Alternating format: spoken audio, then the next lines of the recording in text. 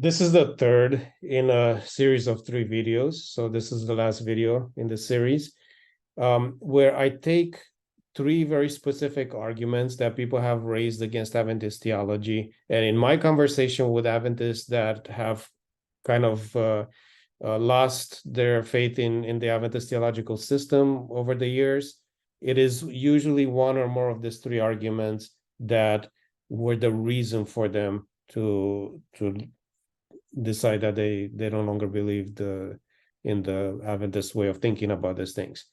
And I have one video for each of these three arguments. These are topics that I've addressed before, but I wanted to create a short video for each video for one specific argument so that I could easily provide as a reference for somebody that is concerned with any of these topics.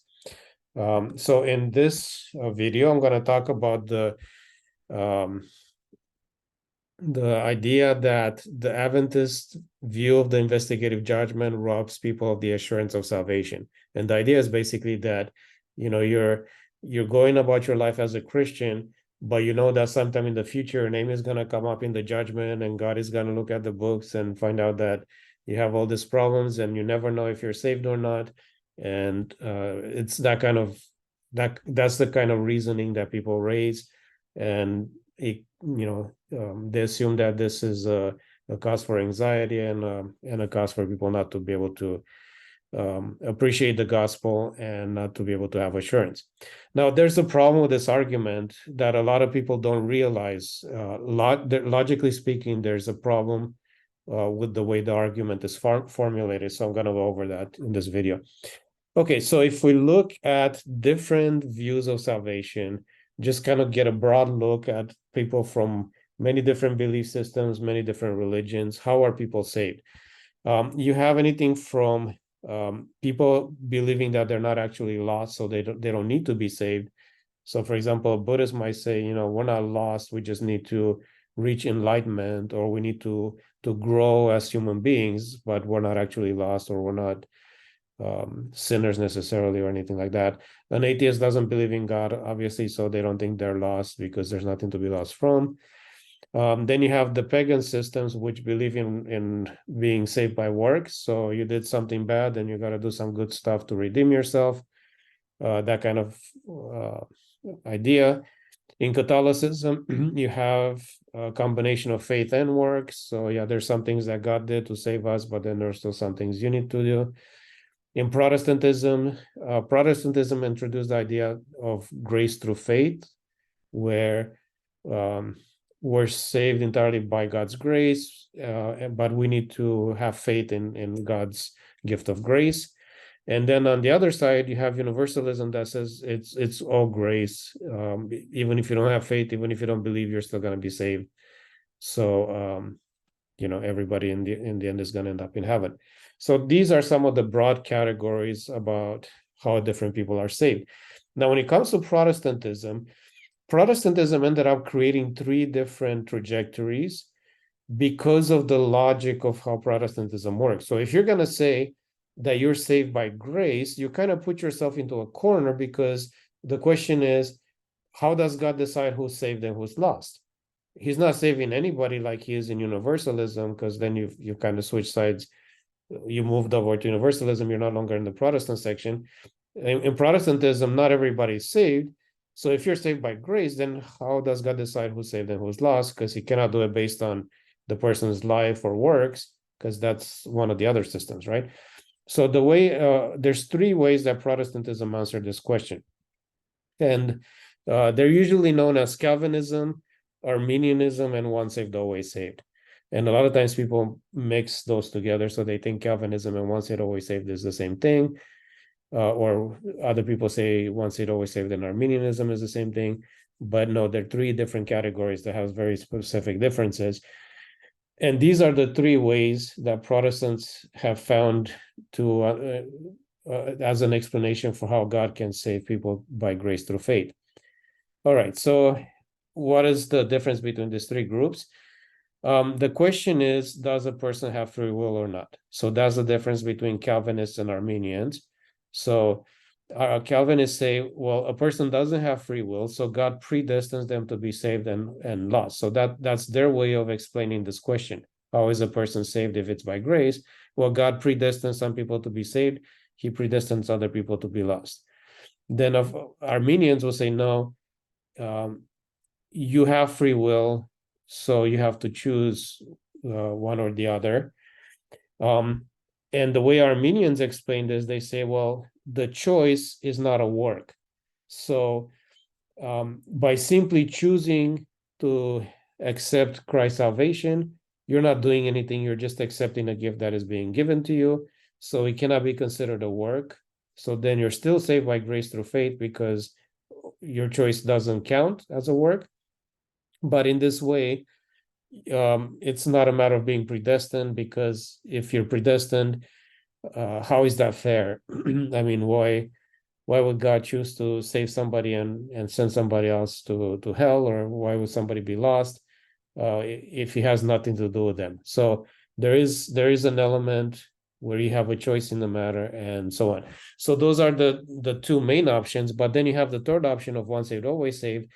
And this group said, well, you do have a choice to accept Christ, but once you made that choice, you can no longer be lost. So let's say a person at some point in their life heard the gospel and they believed and they accepted Christ into their life, but then 5 years down the line, they kind of lose interest and they go on to their previous lives and continue that from that point on. God doesn't care. They've already made their choice, so they're going to be saved no matter what. So if we could think of this as two separate switches. You have a switch here for the initial free will, where you make that initial decision to serve God, and then you have free will at the end of your life. In other words, have you continued to make that choice to serve God even at the end? So, or did you change your mind? So if somebody turns both of these options off, then that's Calvinism. You don't have free will at all. Both types of free will are completely off. That's Calvinism. It's all predestined.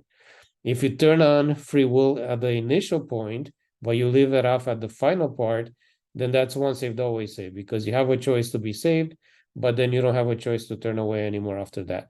And finally, Arminianism turns both of the switches off and says, well, you have a choice to come to Christ, but then later on, you could change your mind and go away, and you could be lost in the end. And that's not salvation by works. It's still just a choice. You made your choice to turn from God, and God respects your choice. But you have the choice all the way to the end to decide what you're going to do. So these are the three options in Protestantism. And these groups are fairly evenly distributed. So you have some denominations on Calvinism side, some denominations are once saved, always saved. Some are Arminian. There's fairly equal numbers of people in each one of these three groups. And these three groups have been around since for centuries now. They've been debating these issues for centuries. They never could figure them out. There's no resolution, essentially. People switch back and forth between them, but there's no real solution to this, and that's just the way things are. Now, out of these three groups, there's something that doesn't really work with the other groups that applies to Arminianism, and that's the issue of God differentiating between people that were saved at one point but then decided to turn away, and people that were saved that continued or persevered all the way to the end. And this is not something the other two groups have to do, because Calvinism, it's you're predestined from the beginning. God chooses who he's going to save, and then in once saved, always saved, if you've made your choice initially, it doesn't matter if you turn away, God is still going to save you. So there's no necessity to differentiate between those two groups. There's no need to say, okay, this person made a choice but then they turn away, because they're still going to be saved. But in Arminianism, there's something unique here, because a person could make a choice and they could be a genuine Christian today and for the next 20 years, but then later on they could turn away, and for the rest of their life they could go back to or they could rebel against God and not want to be saved anymore, or not want to follow God anymore.